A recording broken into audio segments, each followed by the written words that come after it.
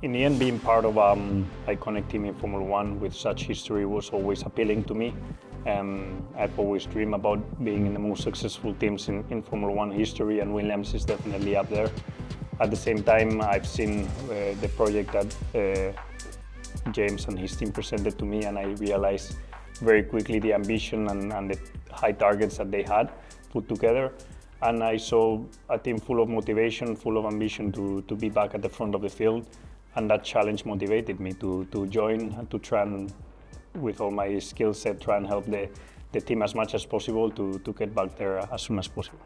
I think Carlos is a huge addition to the team. Firstly, he's extremely quick. He's come off, I think, possibly one of his best seasons in Formula One. So to be able to get him in such a moment in his career is a huge benefit to all of us. He's going to come with that wealth of experience and knowledge from Ferrari, which can only help us accelerate our development and progression as a team. And he's also just simply a nice guy. He's open, he sees the project, he knows how big it is, he knows it's not going to happen overnight. And you know, we're chatting fairly regularly around what areas do we need to focus on. And also for me, it's really interesting. I think I can learn a lot from him, listening to the way that, you know, how it worked at Ferrari, but also his experience, and we'll be able to push each other and really get the most out of this.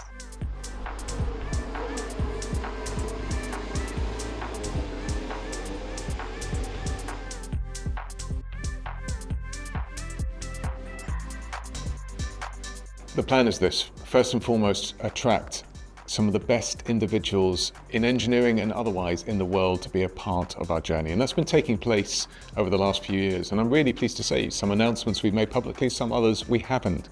But we have an army of individuals now that want Williams to be successful, that are aligned with our goal and that will move us forward. We have simulation infrastructure that's coming online. We've spoken about it before, but it's a driver and noob simulator that'll be online this year. We have new buildings, we can stretch our legs, we can use the facilities around with infrastructure, and our investments in people, culture, technology all start to come in 25 and across 26 as well. And that's what I'm excited by. Before, those words were symbolism of what direction to travel on. That plan is now how we're acting on those. 2025, I'm really looking forward to the challenge.